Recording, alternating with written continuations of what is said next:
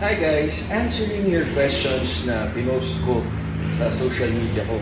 Yung unang tanong, Idol, bakit ang tandaan mo na tignan bigla? Di ako nag-shave, tas 46 years old na ako, so matanda na ako. And then may nagtanong, Idol, paano pumasok yung ganyan mindset sa utak mo, yung positive mindset? Well, life lang yan.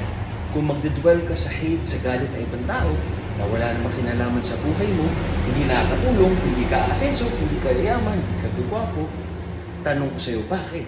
So mag-focus ka sa sarili mo, pagbutihin mo sarili mo, pagbutihin mo yung mga trabaho na gagawin mo, yung pagiging mabuting asawa, sa trabaho, di ba? So yun, yung mga kaya mo control, galingan mo.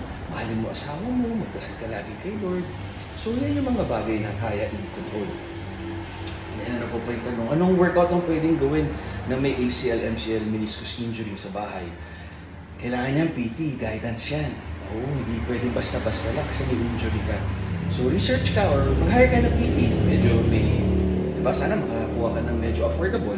Kasi yun, kailangan nakafocus talaga sa'yo. Tapos ano pa ba? So ito po magandang tanong. Ilang years ka na nag-workout? 33 years. 33 years. 46 na ako nagsimula ako, push-ups. 15 reps, sakit. And then after 2 days, 50 reps, ganun. Tapos sa mga gusto magpalakas ng pull-up, dead hang kayo 1 minute. Tapos after nun, bands. Or pull-up machine, ganyan. Or rows. Rows. Yan. So, madami pwede gawin. Tsaka pwede na naman kayo mag-research. Hindi nagtanong, pwede magtanong, oo, pwede. Tapos joke lang daw. Baka di siya napili. Tadhana. Wala natin kinalaman doon. Sorry, medyo. Ako rin, nabuwirdohan sa katawan ko. Busog bloated. Pasensya na ho. Kakataas ko lang mag-cardio. So, maliligo pa lang ako. Kung nag-gopuan ako sa sarili ko, nagana ako sa katawan ko, hindi. Yung pag-workout ko, therapy siya ng utak ko to clear my mind. Tapos nag-meditate ako, nagdadasal ako, spiritual guidance kay God. Tapos yun, side effect na lang kung gumanda yung katawan ko o hindi. Nagda-diet ba ako? Pag kailangan, may trabaho, may endorsement, may character, may taping, may shooting, may show. Pag wala, enjoy lang kami ni Mrs. Kahit calories ko binibilang. Kaya medyo, pag nakita nyo rip ako, o malaki, ngayon 200 pounds ako, first time sa buong buhay ko. Pero check yung body fat, mukhang hindi lang ako nag-poops. Ano pa rin, 12% pa rin. So yun, 6 pack pa rin, Ayun, pero busog, marami yung kinain. Marami yung kinain ng pandesal, linagyan ng misis na condensed milk, sarap na naman. As kumain kami ng tutong, hindi ka Batangas kaya, alam mo yan. Tsaka bilo-bilo, tsaka biko na may latik, tapos yung paksiw na baboy, tapos ginataang pusit, oh my goodness. Talagang gains, yun. As idol, ba't di ka mag-compete, lumaban sa bodybuilding? Mataas ang tingin natin sa mga athletes, basketball player, volleyball player, ginusto nila yung ginagawa nila, buhay nila yan. Either scholar sila o kumikita sila ng pera. Sa bodybuilding, kaunti lamang ang nagkakapera at sumisikat. Kasi genetics yan. Genetics, reaction ng katawan mo sa muscle, sa diet. Yung iba, gaano kabilis sa recovery. Yung iba, gaano ka sa anabolics. Ako, never pumasok sa utak ko mag-compete, pero sinusuportahan ko sila. 100% nag-host ako. Minsan binababa ko yung sweldo ko. Kasi proud ako sa hard work na ginawa nila. Pero ako, alam ko, hindi ako mananalo ba? Wala pa ako sa top 16. Kasi kailangan 100% on point ka na sa diet, sa tulog, sa kain. Kami ni Mrs., kami spontaneous kami, we live our lives. Hindi kami naka-revolve lang sa pag-workout, sa pagkain, sa Tsaka alam niyo naman, nilahi natin, bonding natin sa pagkain, kwentuhan.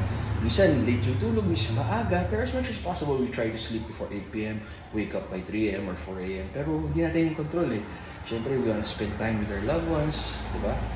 Parents, friends, family, mahalaga. Time is short.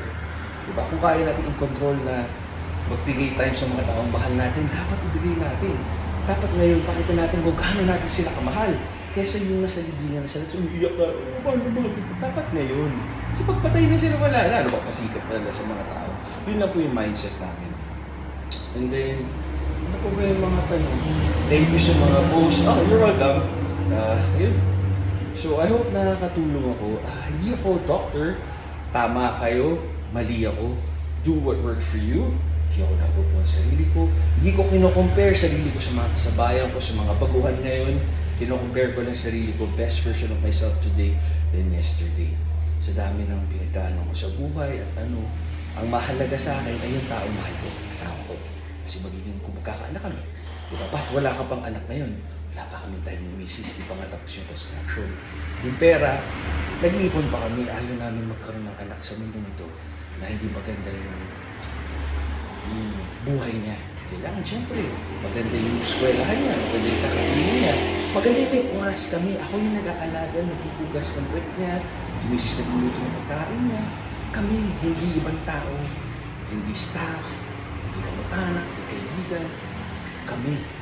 Pero yung kami. Kaya nga, do what works for you.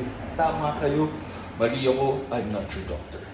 God bless. I hope makatulong ko sa inyo. Tapos mga nagtatanong ko saan ako bibili ng protein, ng creatine, bumibili ako sa Supplement Kingdom. Hanapin nyo si Virgilio Arabiana, Kuya Kevin, yan, NutraPure Collagen, L-Carnitine, Phyto Nutrition Ripped, tsaka Anabolic, tsaka Mass Gainer. Yan, collagen, L-Carnitine, protein. Yan, okay, tsaka HMB. Lahat yan for muscles. Pero mahalaga, tatlo lang naman yan eh. Tulog, sleep. Sleep is healing. Tulog, healing. Fasting, sleep. Workout para magka-muscle. Cardio para i-burn your fat. Pwede walking o kahit ano sport gusto nyo. Mga low impact, walking, swimming. Mga high impact, basketball, mga tumatalo, medyo mahalo sa joints. Crossfit, high rocks, kung ano gusto nyo. Basta gagawin nyo. Or steps lang. Step out na kayo, di ba? And then nutrition. Hindi makaahang sa pagkain, supplements. Doon lang pumapasok ang supplements. So yung tatlo lang yun. Wala secret. Kailangan consistent ka lang maging consistent. Tsaka disiplinado. Pasensya na kayo, maingay. Ito yung highway, dun yung dagat, tsaka ilog. Ayun. So pagpasensyahan nyo na itong fatty face ko and ugly face ko.